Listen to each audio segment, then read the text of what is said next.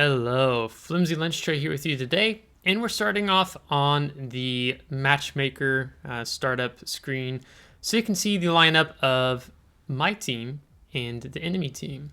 This is one of the most important things you can do before starting the match, and just seeing the lineup and just seeing how the enemy team stacks up against yours and what type of ships have, radar, torpedoes, those sorts of things, is that will help your decision making later on.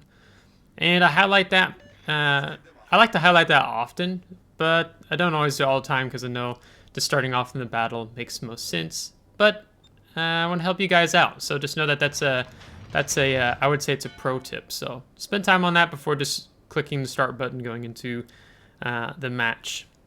So in today's video, we're going to be doing a commentary battle analysis on the Tier 7 German battleship, the Gneisenau. I did a no commentary video on this, it was probably 2 weeks ago, almost. And I was asked if I could do a commentary on this, and of course.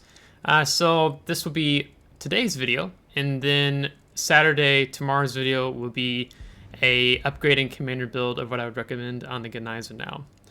Right now I have a 14-point build on this captain in the video. We have expert loader, grease the gears, adrenaline rush, fire prevention, and improved secondary battery range. So don't have the manual improved secondaries, meaning that your range is even better, or not your range, sorry. Your accuracy will increase. Since with the commander reworks, we've had like 4 of those now, 3 or 4. Used to one time secondaries were really good, then they were bad for a while, and now they're back to being good. So it's just a constant back and forth. So in starting off here, I'm just really going to break down my decisions and what I do here. And so first we're moving up to this island here. We have this FDG. It was going to be very hard to kind of break through that turtleback, even though I have the armor piercing and a good side shot on him before he turned in. So with the German battleships, you often get trolled by your dispersion. You're going to definitely see that later on. And so now I've slowed down, I've turned in. Definitely also seeing those torpedoes coming, which just ran out of steam. And now I'm using the scroll wheel, and I'm zooming up here, seeing if I can get a good front view. Now, the Gneisenau doesn't stop on it very quickly. It takes time. So that is why here, it would have been better to have slowed down even a little earlier, so I wouldn't have drifted beyond the island, because now I'm showing my side to an FDG, a Georgia, and any other enemy ships that want to get good damage on me, like that. And we're just continuing to see how the enemy team is moving up here. As they draw closer, what's the lineup on this side of the map? We did just take down their FDG, but I don't feel comfortable in a position to move out past beyond this island. I want to use this island, see what the enemy team is going to do, and then I'll make my decisions if I push past the island or if I'm going to end up having to kite away. So we go for that destroyer first, because anytime you get more damage on the destroyer, it helps your destroyers out. And this Kagero, Smitty, is going to have a fantastic game. He is going to be the sole reason why this flank doesn't collapse. As you see our Johann de Witt explode in front of us. But that Kagero is going to have a really good game. The Z31 is also going to be super helpful as he threads some torpedoes there. So I've got 2 destroyers in front of me, so I feel pretty comfortable. I've got a Riga, a Tier 9 Russian cruiser moving up on my side. So I'm going to stay in my ground for now. Don't want to move beyond this. When you look on the mini-map, there's still some enemy players who have not been detected yet. So that's another reason why we're just going to be sitting here a little bit longer, figure out what's going on. It looks like the enemy destroyer has backed off on our flank a little bit, as I repeatedly keep nostering on this island. If you're newer to the game, there's I think he's still a community contributor, Notzer, and if you ram an island, whether that usually unintentionally, is called Notzering. So we're reversing up the Georgia is our primary threat right now. If he gets on our side flank, that puts me in a really bad position. So right now he is enemy number 1. The Kagero is wisely telling the Riga to get back because he's charging in. If you look at the minimap, you can see that an Otago is heading this way now, and then an Alaska B just got detected, and it's moving in as well. So he is going to die probably pretty quickly. The Georgia is slowing down so he can get some more shots into the Riga before going behind the island. And I am reversed, and then I'm going to put my nose back forward because of the Georgia. Because I need to angle more towards him, and I can get this island on my left more in between me and the players on the enemy team. But I also have a decision. Am I going to stay here, or am I going to go ahead and kite away? Do I feel like it's safe? So you can see, because the Georgia has gone behind the island, I've decided that I'm going to go ahead and disengage. Because the Georgia can just run up on you so quickly with the engine boost going. So we get detected, so I know the Georgia's going to be popping up from behind the island there. And there he is. And I'm going to cut the throttle, and I'm going to keep turning in. When I cut the throttle, I'm going to turn even more in. So that means we pretty much avoid this entire salvo. And I let my teammates know that I'm going to have to kite a little. Specifically let the Kagero know that. I don't want him to think I'm abandoning him, but I can't hold that position with the Georgia moving in. I can also see they have a destroyer pushing into the cap as well. And the Kagero has launched torpedoes. I switched to HE because I'll end up probably long-term doing more damage than with armor piercing on the Georgia. That salvo completely misses, and the Kagero actually detonates the Georgia. So that is fantastic. So now I can slow down, and I'm going to let them know that I'm going to be reversing. I just want them to know, my destroyers here to know I'm not abandoning them. I'm in a kiting position, but I'm reversing now. And now we have this enemy destroyer who's come out. The Z-31 preemptively dumped a bunch of torpedoes, which is going to leave this enemy destroyer with a really bad taste in his mouth. So that's great. So we're dark, we're not detected right now. So what looked like a really bad situation has turned out to be really good now. I mean, it's still not favorable at the moment, but we're in a much better position and situation than we were a minute ago. So the Donskyi as a Russian cruiser in the distance. We saw some other ships. I'm reversing just to get a bit closer, since right now there's no enemy ships detected on this flank. And then the Monarch pops up, and I'm going to have to accelerate forward here because I will lose a DPM fight with the Monarch when it comes to slinging HE at each other. He'll be able to set me on fire and is more likely to burn me down. And also seeing the Alaska behind him, so I don't want to expose myself to more enemy ships than I have to.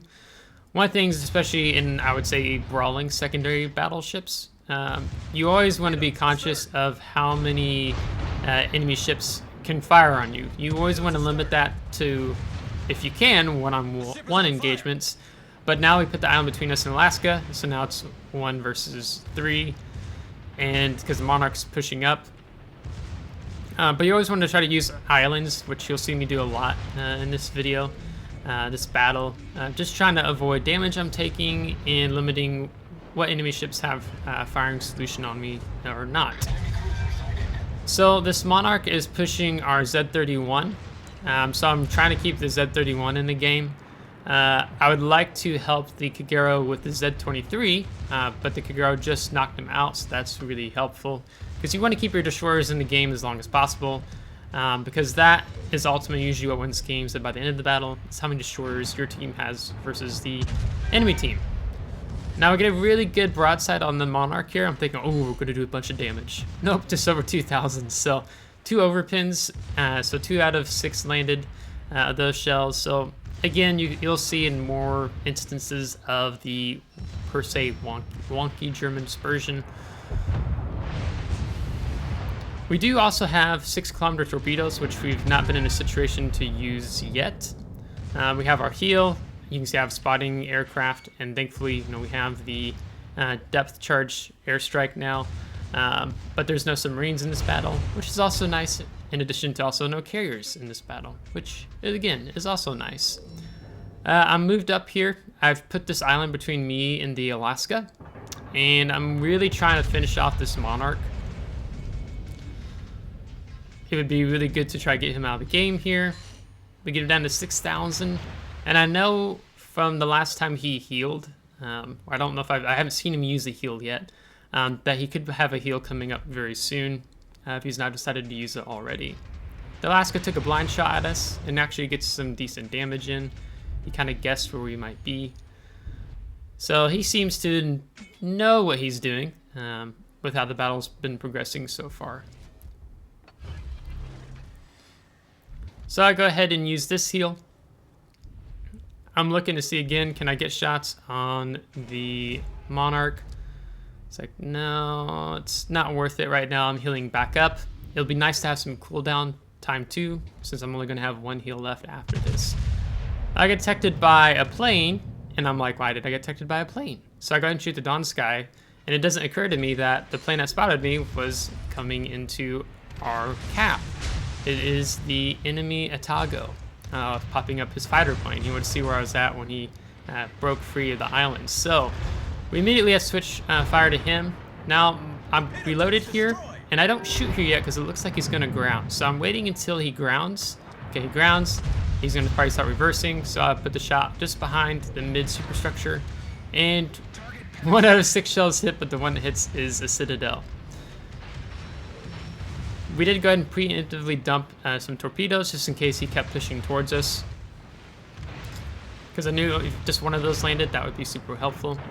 He's probably dumped, I know he's already dumped torpedoes because he's not really fired at us at all, especially when he first came out from behind out of the channel.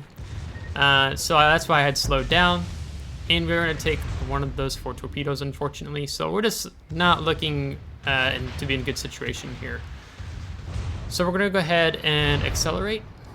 And he's still showing me a good bit of side, so hoping maybe I can finish him off this salvo. I popped the torpedo icon up because I want to see is he indeed moving forward. But because we used our heal at a good time earlier, it's just come off cooldown, and so we're going to pop that instantly again. I'm kind of taking more of an aggressive turnout here because I'm trying to juke the shots that are coming in behind me from the Monarch and the Dawn Sky. And there's a next Citadel hit. So it's just kind of odd. I mean, it feels weird as a German battleship or just battleship player when you aim and like, oh, I'm going to have a really good salvo here, and then you don't. So it's just a hit or miss with German dispersion. You just aim and shoot and hope for the best. Now, we get set on fire here, and unfortunately my DCP is down, damage control party. So I'm letting the Kagero know that I'm on fire, and that I don't know if I'm going to make it here. Now we have fire prevention, which is helping us. We only have 1 fire in the superstructure. That's what fire prevention does.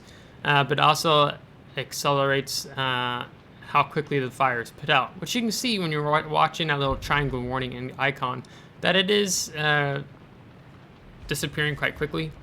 Now when you're on fire, your concealment range increases, or concealment, your detectability range increases. So I was still having to maneuver a lot there.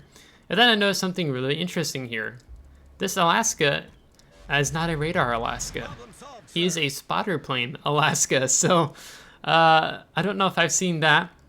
So you have to let me know if there's a good reason in particular to take spotter plane on Alaska versus the radar. So a little perplexed, but the Kagero has done a fantastic job, so give him compliments, so on and so forth. Now, as the battle progressed, our team won the opposing flank, which is really good. They won that, the decap, and now they're rotating around. So we're in a really good situation now. So they did well in holding and winning that flank. And my goal right now is to continue to kite away and live. There's no reason for me to engage because just 1 salvo from the Alaska HE salvo will kill me, let alone an armor piercing salvo will likely kill me. even if I'm not showing broadside. So so here I'm using the islands. So I got kind of cheeky there because I forgot, oh, spotter plane's up, my bad. Because I'm trying to chip him down with using the islands between me and Alaska. Because my detectability range is 15.2 kilometers, so. And Alaska can move just about as fast as I can, almost same speed roughly. I'm not sure what top speed on Alaska is at the moment.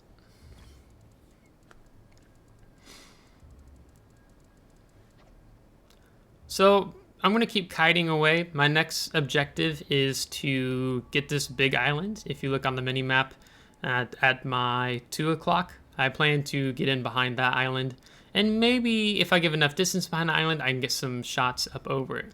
Now we know that Alaska is on B because we can see it's ticking. So that means he's still moving this direction. So I need to be mindful of that. Still sizing him up. I'm not going to shoot because if I do, I'll die. And that's the importance of staying dark and knowing sometimes half the battle is just surviving. Even though, oh, I really want to get more damage in here. I'm no good to my team dead. And the Alaska has to keep being mindful, oh, there's a Kagero beyond that's throwing torpedoes at me. And there's this German battleship in the opposite direction. So he is in a crossfire from 3 different directions. Once the our Azumo friend gets into that channel, sailing up the mid. So I'm hoping that I will be able to see him again. Those islands in between the Kagero and Alaska is kind of blocking off line of sight that the our Kagero has on the Alaska. So I turn in a little bit instead of going on such outward approach. Still hoping to see him. And that is when the Azumo pops a fighter plane. So that's going to give us the spotting we need. So we're going to get this salvo off just before we go behind the island. The Alaska's turrets aren't turned this way. But he is conscious of us being over here. And you can see looks like he was beginning to turn in. So I'm going to cut the throttle here. And it looks like he's going to straighten out to enter the next cap. So I'm kind of predicting that is what he's going to do. And this is when you're going to see that beautiful German dispersion at work. Citadel. So we got 4 out of 6 hits there. Almost killed him. So I'm using really bad English in chat, just trying to convey things quickly. Maybe not necessarily grammatically correct. But now as Alaska moves up, he's healed, and I'm going to see if I can get another salvo off here. I'm going to pop spotter plane, because I can get another salvo off before he breaks around the island and would be able to see me. So you can see I'm just right on the edge of concealment with him, 15.1, and I'm 15.2. So you can see I'm sailing more out. Now I need to explain why I don't take this next salvo shot right here.